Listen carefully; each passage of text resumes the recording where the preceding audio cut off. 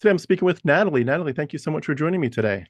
Thank you for having me. Absolutely. And Natalie, just in terms of a bio, she grew up between Gibraltar and Spain. So she's Gibraltarian British, and she has three daughters. She currently lives in Chatham, England.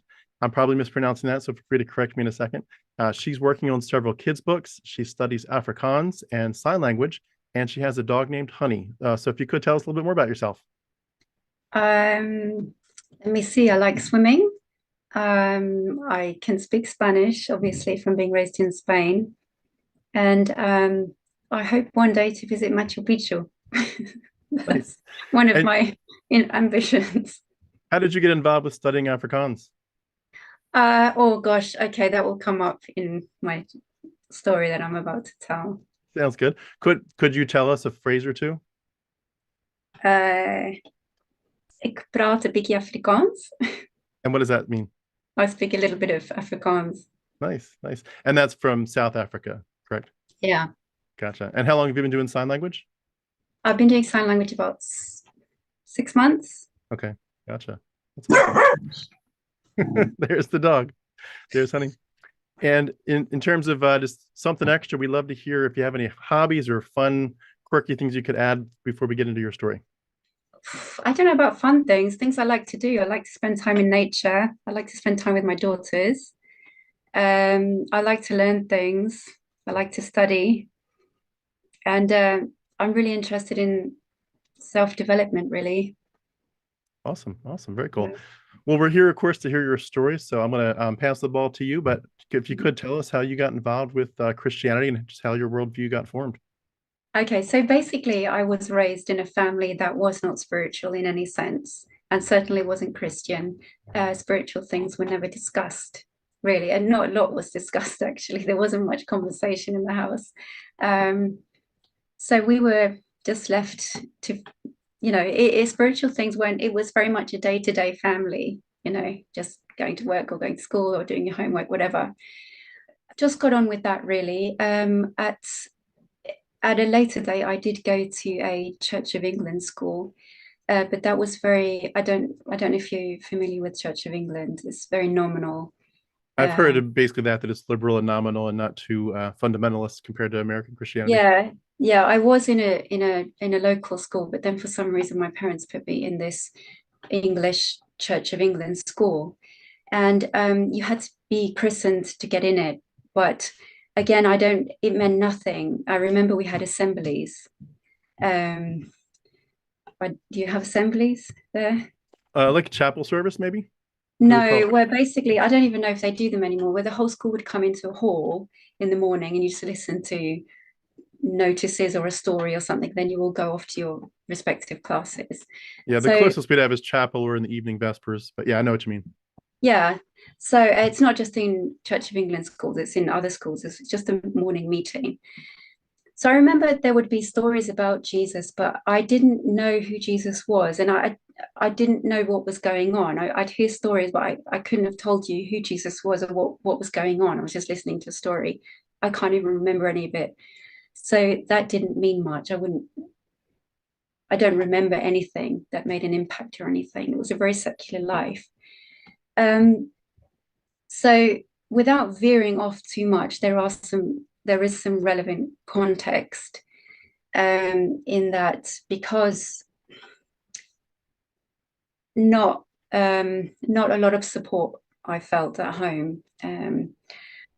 I went very much off the rails and became an extremely troubled teen and got around with the wrong. By the time I was a teen and going to secondary school, I was very much off the rails and very wild and very troubled. I mean, on the outside, it's all rebellion, but on the inside, there was a lot of turmoil. So yeah, I became very destructive towards myself, particularly, as I say, going around with the wrong people and just not on a good path. So I dropped out of school when I was 15. I decided I don't want to do that anymore. I'll get a job. So um, I did that and then realized it's not quite what I thought. So I went back to school, but this time in Spain. So I'd lost a lot of months, but I was able to recuperate that and get my certificates. Um, so on the way to that school, there was a Christian. My mum and this lady would alternate lifts rather than they both, because I was in a class with another boy. And rather than them both driving to the same school, they would alternate. Like one week, my mum would drive us, and the next week, this lady would drive us, something like that. And they were a born again family. And I remember she would tell me, she was a really lovely lady. She would tell me about God. But again, my head wasn't there. I just wasn't interested at all. It was like bouncing off me. It just wasn't relevant nor interesting to me. But she was really nice. And I'd listen and just give childlike arguments back. Yeah, but what about this? What about that? And that was, I'd say, my second brushing with it, although it didn't make any kind of impact. So got my certificates in that, and then left home. I think I was 16 when I left home. And again, I'm saying all of this. I know it seems irrelevant, but I do have to lay that foundation as to what the build-up was to come to Christianity. So I moved out at 16, and then was working, I rented a flat in Gibraltar. And then I would move a lot. I found that I had to keep moving because I just was very unsettled inside. From there, I went to live in Seville for a bit, then I went back to Gibraltar, then I can't remember exact timelines, but I ended up going to live with my cousin in England. And then from there, I went to live with a friend in Reading. And then from Reading, I went to America. And I was 17 then. And I had a friend in America. So I went to stay in the New England area for a bit. That wasn't And for a church or a missions trip. You weren't no, involved no, in stuff like that I yet. was not Christian at all in any Okay, way. I was doing my own thing. gotcha, Um, so I went there. I went the main area, Massachusetts, that area. gotcha. And that was really good. I felt it was very different to what it was very, very different. Um, but um, then I'm trying to compact a lot of information, but basically something very traumatic happened there, and it marked me very much. And I felt homesick. I felt very much like I needed to go home. So I left, but I didn't want to come back to Gibraltar. So I went to England, I went back to England, and I stayed with my husband to be. I'd met my husband at school. We were at school together in Spain, and he was in England at the time. So I went to stay with him. So I suppose the backdrop I'm saying is I'd had a lot of adverse effect issues. And then this was, I think, the icing on the cake. It had marked me very much. And I came back to England just carrying on with life and trying to act like that hadn't happened. But I was carrying it. Hmm. And it was troubling me very much. So just got on with life in England. This was in Maidstone.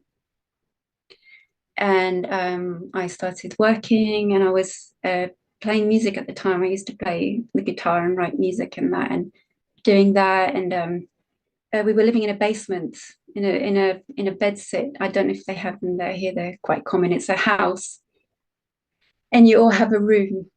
You're sharing with strangers, but Like a hostel. you yeah, you just rent your room. So we were living in the basement bit. We were quite it was all quite occulty and smoking and all of this kind of thing. It was quite dark. I think it was quite significant we lived in the basement because it was but so anyway, that was that, and we're just getting on with our lives and that. And then my to be husband was doing temping work at the time, and he had been placed in a brewery. And he started to come back and tell me that he had met someone there who was also temping there, who said he had been a pilot, but had a commercial pilot, but had left that for the ministry because he was a pastor and other things. He was a Christian, and he this kind of thing. So he came back and was telling me this, and it really didn't mean much to me at all. I was like, oh, okay, interesting. But it really seemed to be making an impact on my to-be husband. He was really quite taken with this guy, and he'd come back each day and tell, and he said this, he said that, and then praying for people and all of this, and giving me dribs and drabs of what Christianity was. But again, it didn't. I didn't truly understand everything at that point. They invited him to their house, him and his wife, to get to know each other better and that, and for dinner. So if I remember rightly, he'd gone a few times and was really breaking the ice with them, but I hadn't gone. And then I started to go, and I I went a few times, and there they told us about more about what the gospel actually was, about needing Jesus as a savior and your sins and repenting and what it means to be a Christian and taking up your cross and being born again. That was my first encounter with it, with what it actually meant. But it was still very hazy to me because it was so foreign. I'd never heard it at all, didn't know anything about it. So then time passed. I don't, it wasn't very much time, but we the more we heard this, we came to the conclusion, well, if God is real, then we should give our lives. One evening we thought, well, we better do it. So we said, our ignorance, both of us coming from completely non-Christian backgrounds, God, if you're there, then we give our lives to you. And we crossed ourselves like this because we didn't know any better. And we went to sleep. And then I do remember the next day waking up and feeling very different inside because as I've said before, I was carrying a lot of weights. I had a lot of stuff that was really weighing me down, actually, and troubling me. And the next day, I felt very different. It was like a before and after moment for me. I had like a double revelation, and one was that the revelation of my sin, that I was a sinner, because I'd always thought up to that point I was quite a nice person, but I felt I was a horrible person. Actually, I was just awful, and I'd never seen how awful I was. There was me thinking I was nice. I wasn't at all. I was a sinner. So that overwhelmed me. And I remember all day just crying about that. But then on top of it, crying because I got the revelation that I had been forgiven of that sin. So not this is what you're really like, but you've been forgiven. So it was just literally the whole day walking around Maidstone crying. And I remember as well seeing everyone like dead, empty, just walking dead people. And so that marked a before and after to me. And my life took a very different path after that. With seeing the people walking around dead, do you mean like you saw them as sinners headed to hell, that kind of thing, or something Yeah. different? Yeah. I saw them as just empty shells, like, yeah, dead as in on their way to hell, aimless. Hmm. It's Um, interesting that you say that because when I was a Christian, I on purpose trained myself to see people on fire all the time. And I know I've probably said this before in other interviews, so I won't repeat it too much. More to say that just I would like there's a few movies that have come out. Probably Stephen King is behind half of them, but like where somebody can literally like it was it Carrie or one of those movies where somebody's got this ability like when they get angry they can literally just like torch stuff. They can make the house go on fire, person go on fire, the car go on fire. But I remember when I didn't see those movies, but I saw like trailers for it or something, and I remember thinking that's like kind of a good reminder for me as a Christian to think, don't think of that person as, oh, they're this really rich person and they're so important, deserving of respect. Like nobody deserves anything except hell. Where the foot, the ground is level at the foot of the cross. Whether you're you know beautiful, handsome, rich, poor, in prison, you're a politician at the top of your game or whatever, you're a policeman.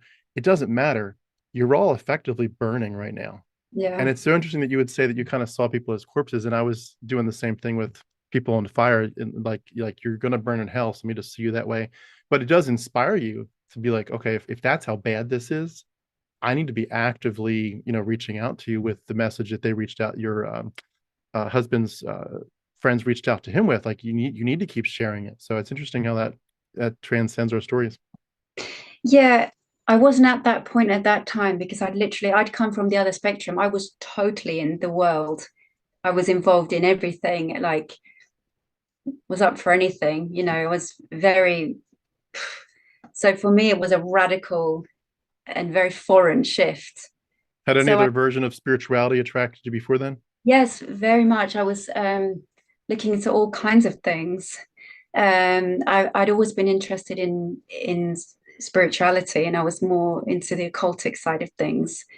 But I Mhm. was interested in other beliefs and things. But I think when you're young as well, you're just finding your way as well and trying to work through things. But Christianity was one that I did not have an encounter with. I'd never heard the message, didn't know anything about it, oddly enough. So at that point, it literally was, I wasn't having any kind of conscious thought process. It was just like, oh my gosh, everyone's dead. Yeah. um, so that was that. And then I remember when I would tell the testimony as a Christian, I'd say, oh, it was like a veil was removed. And then later I saw the scripture that he take the veil from our eyes. But it kind of did feel like that.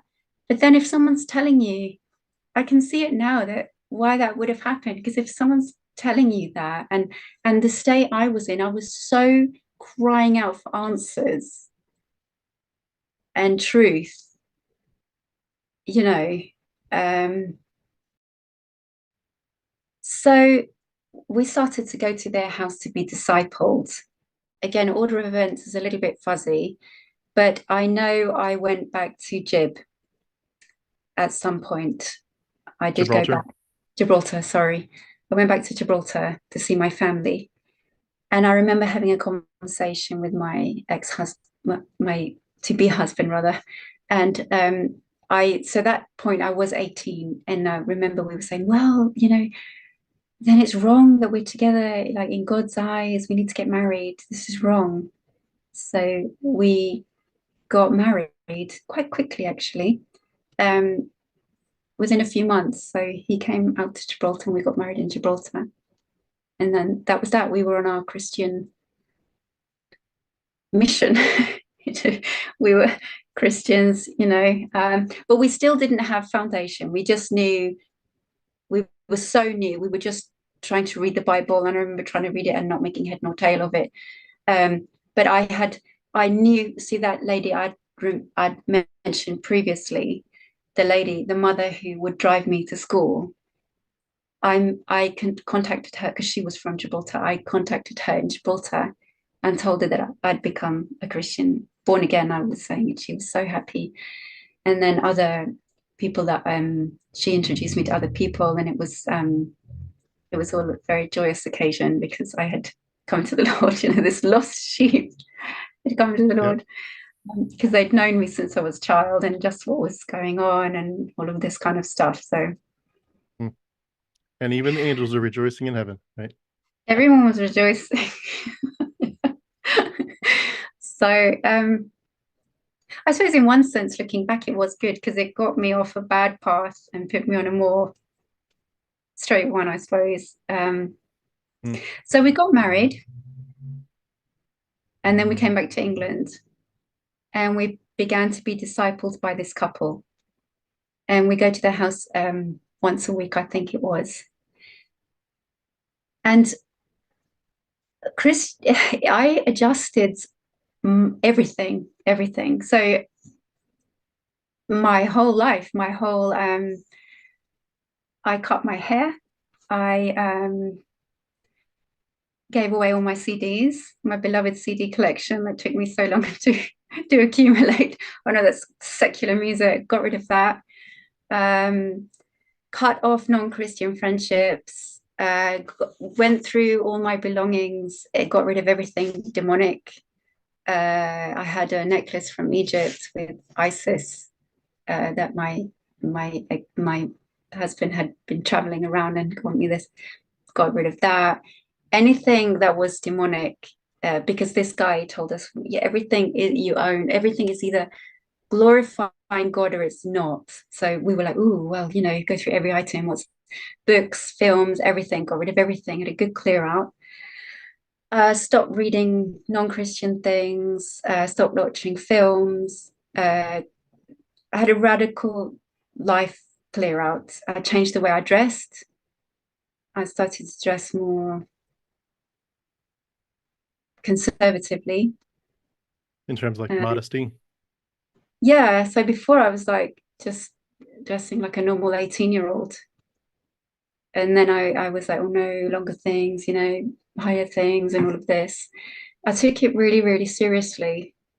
Yeah. Can I I, ask, you mentioned your hair. yeah, Why did they encourage you to cut your hair? no, I cut my hair because I realized, because I noticed sometimes I got attention. So I Okay. thought that was a bad thing. So I thought, oh, So better just chop another all my aspect of hair. modesty culture. Yeah, just chop all my hair off and then no one will look at me. It's really That's bad. crazy. It's really sad. I remember getting attention and thinking, oh, that's really bad. I better make myself ugly so I can cut all my hair off. Um, But that is biblical. I mean, is it First Peter or maybe second? But I think it's First Peter talks about, not wearing gold, or I don't know if it's not wearing it, but just like not using any gold or yeah, jewelry or braids to yeah, distract people. And it's like, your focus should be on the Lord. So it's a very biblical concept. exactly. Did you feel though, like when you were, I just step back a little bit before you continue with your story, were you at this point understanding the gospel enough to understand the simplicity of just, you were a sinner, it deserved punishment, Christ took your place, if you believe your righteous, his righteousness covers you? Were you at that point yet in the story? Oh, very much so. Okay. The guy who discipled us was very much, he was, oh, extremely staunch. And there was a real emphasis on not just savior, but lordship. Uh, you're not really, I mean, I think he was not a well person, but real emphasis on lukewarm Christians. And, you don't want to be a lukewarm Christian, and Christ has got to be, it's not just a Sunday thing, you've got to live it. I mean, I talk about it now in a detached kind of manner, and I use the word Christianity, but then I didn't even use the word Christianity because I saw that as like a religion. I was born again. I was in the truth. It wasn't a religion, it's the truth. And it's a Hmm. relationship with God. I didn't accept the term Christianity. That's a man-made label. I was 100% convinced and devoted and changed. God was my absolute priority. Everything I owned, everything I did, everything I said, everything I wanted to please God and seek Him more, know Him more, and glorify Him.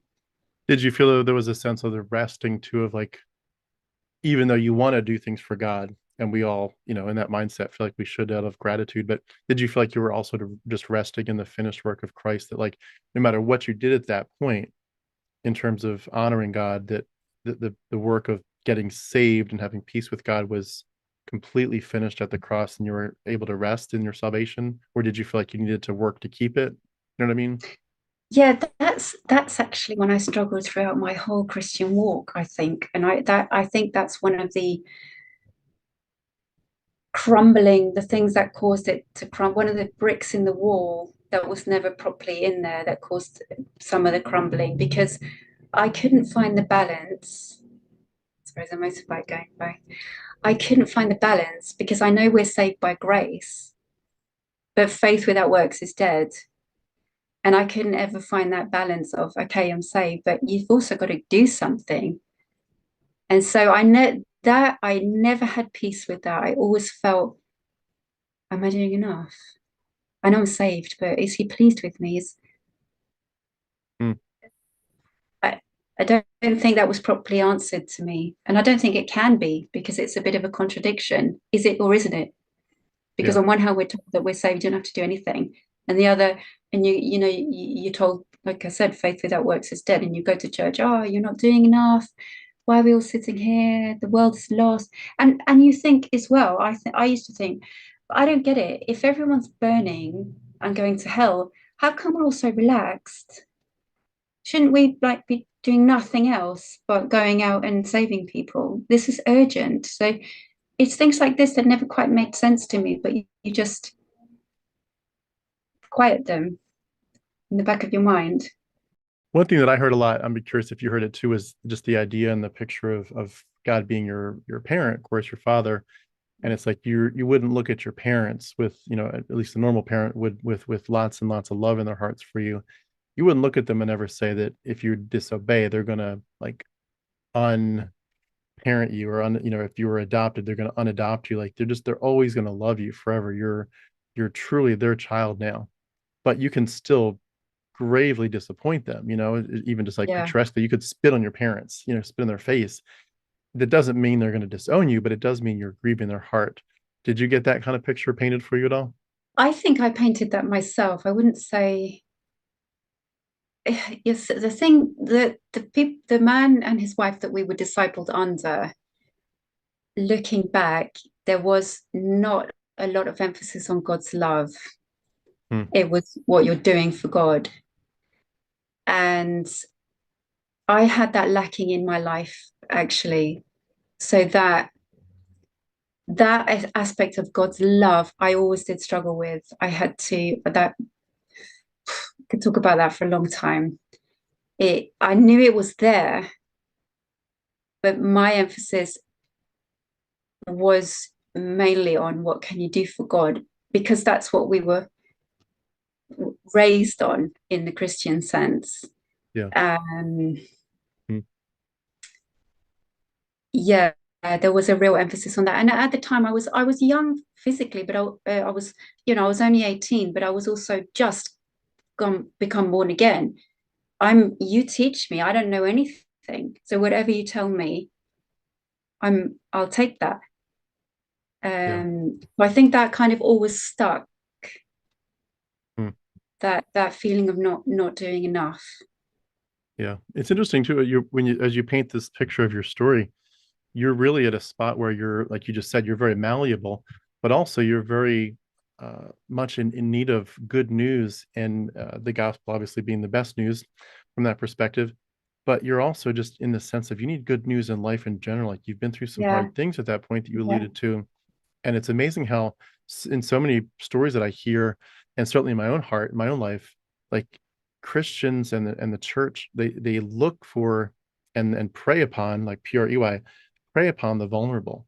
And it's like, your hurt, your relationships or your finances, your health or your family of origin issues, like you have so many needs and you're so broken, but there's someone who's seen it all and can make something beautiful out of these ashes. Just let him do it. Come to him and let his grace take over. And it's amazing how much when you get somebody that's like, my life is horrible on this level and that level, and then God's going to come in and make it wonderful. Like, who wouldn't want to win the lottery in that sense? absolutely. And it's occurred to me that Christianity offers you these four things in one go. You get a crown. So it's what you're saying. Yeah, who wouldn't want that? Especially when you've just had enough of life. You get a crown. Yeah, you're God's child. You're the daughter of the king, in like that. You get a cape. Yeah, you're now like you've got a mission. You've got the most massive mission. You've got to save humanity. Your life has a purpose, a big purpose. You get a map. You know where you've come from. You know where you're going. You didn't know that before. You got no clue. You're just a spare part floating around.